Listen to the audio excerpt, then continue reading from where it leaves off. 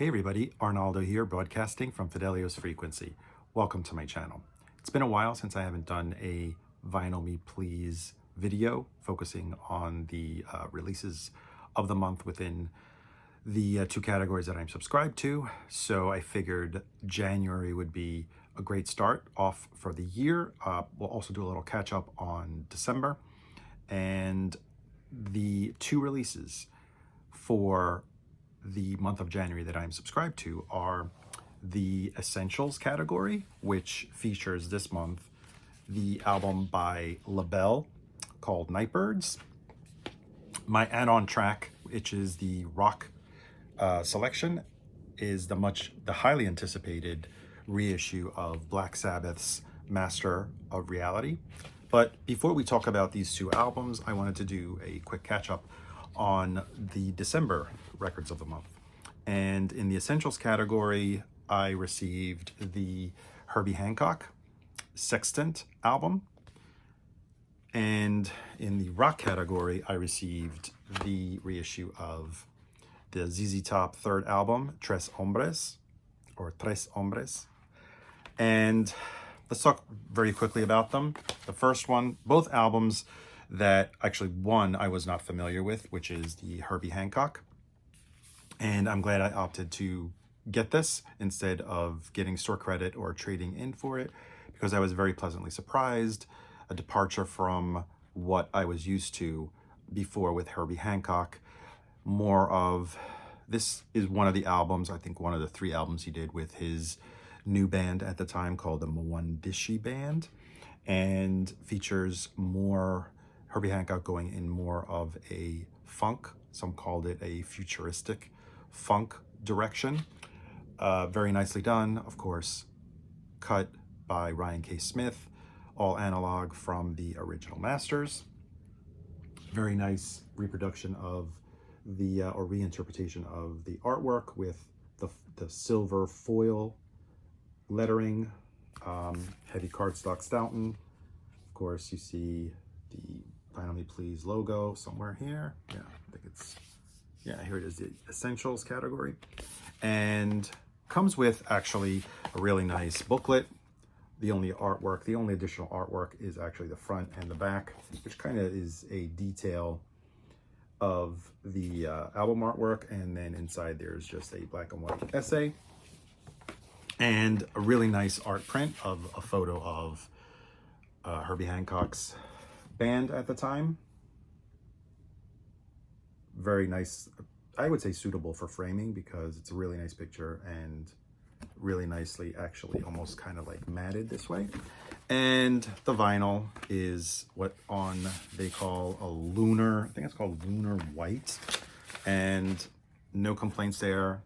I don't have anything else to compare it to, but reproduced on the Columbia labels. So as I mentioned, also in the month of December, the rock selection was the 50th anniversary edition of Tres Hombres by ZZ Top. Also, the Sextant was celebrating last year in 2023, a 50th anniversary. So very fitting that they came out with these really splendid reissues. Also nicely done artwork, heavy Stoughton tip-on jacket. And we have also here the foil lettering in gold. Here's the back cover, and the Tex-Mex Fest of food on the inner glossy gatefold. And this also comes with a reproduction of what was the inner sleeve, only one-sided because it was only one-sided at the time. And also comes with the booklet with the essay. No additional photos in here except for more of the Tex-Mex Fest. And we have hot sauce colored vinyl. Doesn't look very much like hot sauce. It looks more like on the brownish orange. Interesting fact, this originally came out on London Records, was subsequently reissued by Warner Brothers, but never, from what I was able to research, never on the Palm, or I guess, yeah, Palm Road Palm Street. I don't know what it's referred to as. Label, it was always the gray with the stripes label of Warner Brothers. The ZZ Top album also was cut all analog from the original master tapes by Ryan K. Smith. It seems like Ryan K. Smith is really killing it lately. No complaints on this. Again, don't have an original to compare it to, but perfectly happy with this version by Vinyl Me Please. And now we can finally move on to the January selections for Vinyl Me Please. In the Essentials category, I received Labelle's Nightbirds, and this also is a 50th anniversary. We are now in 2024. The album came out in 1974. Let me show you briefly the packaging. Originally, this came out in a single sleeve. Here, it's reproduced by Vinyl Me Please with heavy cardstock tip-on, Stoughton type tip-on jacket in a gatefold presentation. And the inner, what was the inner sleeve in the original here becomes the inside of the gatefold with the credits and lyrics. And here's the rear cover with the Vinyl Me Please Essentials foil stamping. And the finish of the cover is a glossy, almost pearly kind of finish. And I don't know if you could see it here from the close-up. And it may take away from the crispness of the original, but I think it was intentional. And nonetheless, nicely done. Always high quality artwork and presentation by Vinyl Me Please, and nice touch of even the inner gatefold, not the inner gatefold, the inner pockets are color matched. We have like a rust maroon color, and comes with, of course, your additional add-ons, which are an art print, a nice photo of Labelle, and also your booklet with the essay and a few other pictures. And besides the essay, we have, I really like this picture, Labelle in their glam outfits, which we will talk about in a minute. And finally, like I said, cut from the, or if I haven't said it, here I am saying it now, cut from the analog tapes by Ryan K. Smith. Fantastic job at that. I did have a minor defect on mine, which I hope Vinyl Me Please will take care of. Other than that, 180 gram on marmalade colored vinyl on the orange epic label from the 70s. And now a little bit about this album and a little bit of backstory, actually, I want to give you. Labelle originally started in the 60s, known as a group called the Bluebells, then later as Patti LaBelle, or Patti and the Bluebells. And they did music very similar to other girl groups, doo-wop influenced.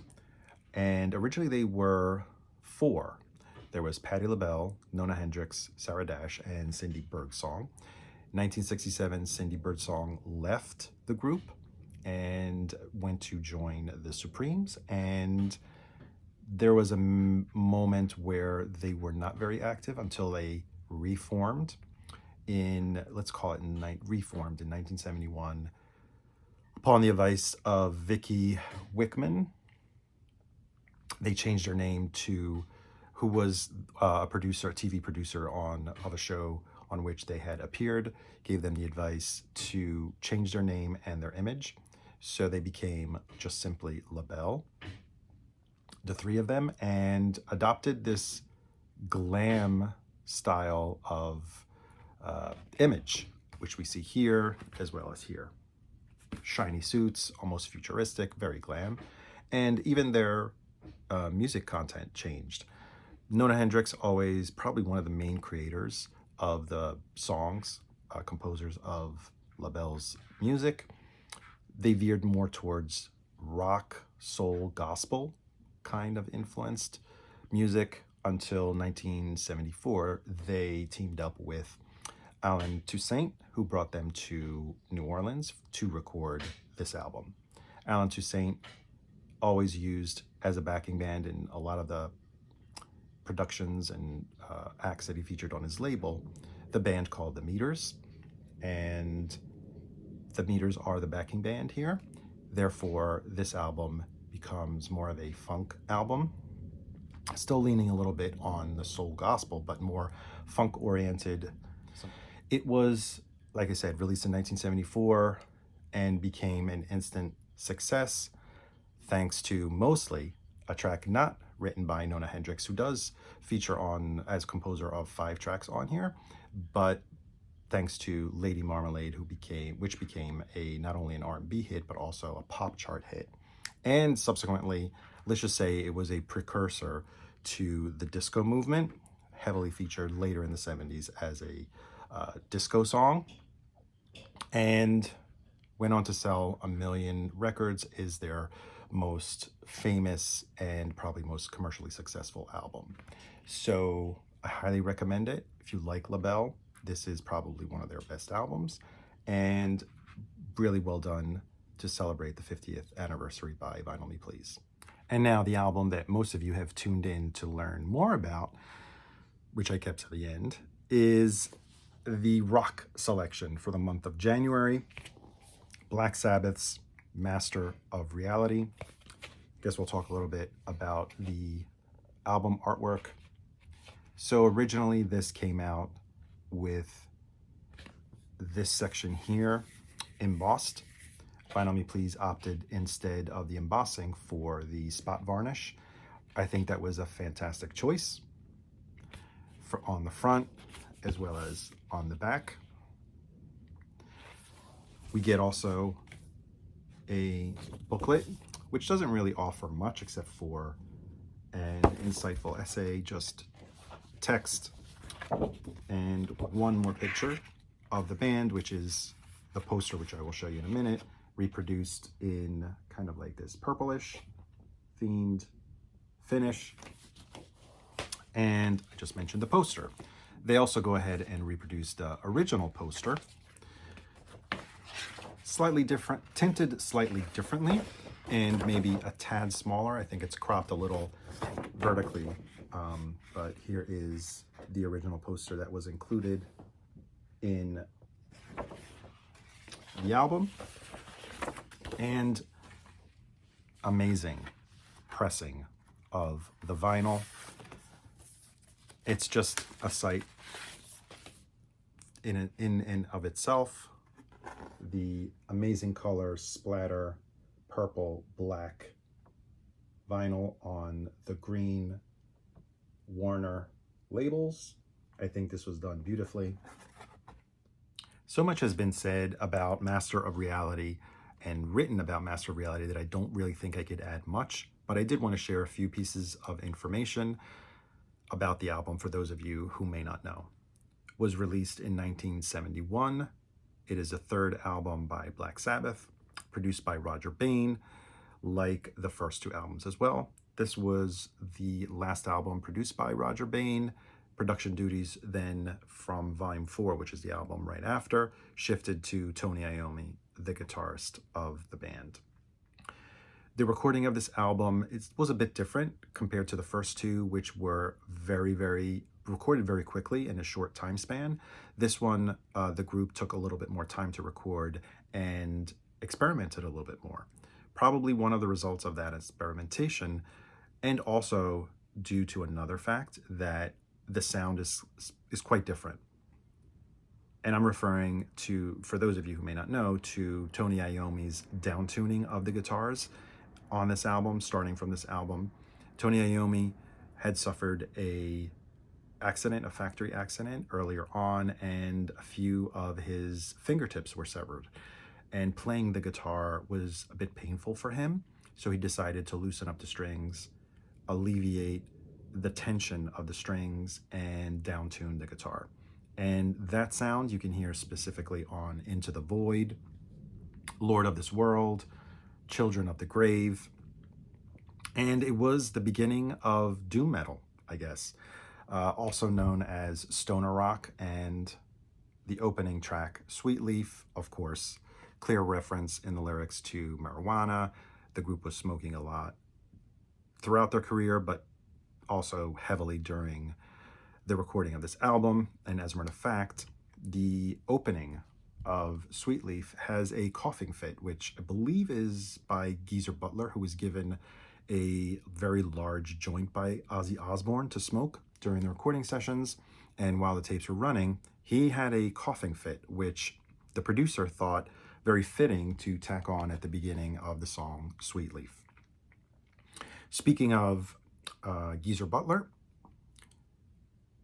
we have to talk about After Forever. Up until then, Black Sabbath were accused of being Satanists. The imagery they were using and some of the lyrical content led fans and some critics to hint at the fact that Black Sabbath could be Satanists. And that did not sit well with Geezer Butler, who was raised Catholic and went on to write lyrics in After Forever that were very Christian and very positive. I'll actually read them for you since they're printed here on the back. Perhaps you'll think before you say that God is dead and gone. Open your eyes, just realize that he is the one, the only one who can save you now from all the sin and hate. So that's a clear message that Black Sabbath were not Satanists, I guess. Upon its release, it did not get great reviews, but it certainly went on to sell 2 million copies. Two more things I'd like to share with you is the choice of the labels that Vinyl Me Please made. When it originally came out on Warner Brothers here in the United States, it was listed as 4 tracks on each label. Subsequent reissues actually added subtitles to some of the songs. And instead of using the original Warner Brothers labels, Vinyl Me Please has chosen to use the reissue labels, in which side 1 looks like it has 5 tracks, but the duration and the tracks are only 4. And side 2 actually looks like it has 6 tracks, when in reality there's still only 4 tracks. And the other thing I wanted to talk about is the comparison that I did with the other copy that I own. Black Sabbath catalog is split in terms of rights between North America and rest of world. North America is handled by Rhino and rest of world is handled by BMG. And the copy that I do have is the 2015 remaster that is, it's called European or rest of world, where they did recreate the original intention of the album cover, where we have the embossing of the titles, even though they're all in purple instead of being split purple and black. Very nice feature this issue, reproducing the Vertigo labels. But when it comes to the sound, unfortunately, it kind of falls short. Here it is. The 2015 remaster, issued in Europe, is a bit muffled, lacks a little bit dynamics, at least for me, on my system. The Vinyl Me Please is totally different ball game, trumps it, and I highly recommend it. I don't have an original UK Vertigo label. I don't have an original Warner Brothers US pressing, but judging by what I hear from this Ryan K. Smith cut, I think I'm pretty happy with it, and I believe it's already sold out. So, and I know, I'm almost sure that Vinyl Me Please will repress this, so please be patient. You don't want to miss out on this one. I think Vinyl Me Please did an excellent job with this Black Sabbath. And that wraps it up for January's Vinyl Me Please selections. The Essentials category, Labelle Nightbirds, and the Rock selection, which was Master of Reality by Black Sabbath. Please consider subscribing if you haven't done so yet. And if you like what you saw, click that like button or just leave me a comment. Always appreciate your feedback. I guess that's it for now, and I will see you on the next one. Bye.